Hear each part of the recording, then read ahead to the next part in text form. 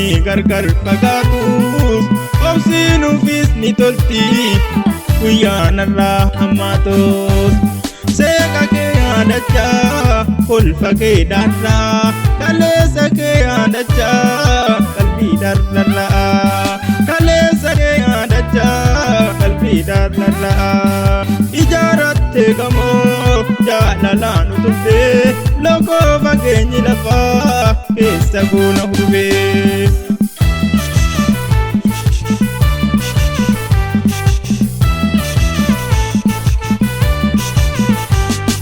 Barrisi gootu yookaan nanuunan dhufaa dukkanni hammaatus keessa sirraa hafaa irbuusi seenee hin fedhu siin alaa kalloon tala safuu nuutu walii falaa kalloon tala safuu nuutu walii falaa.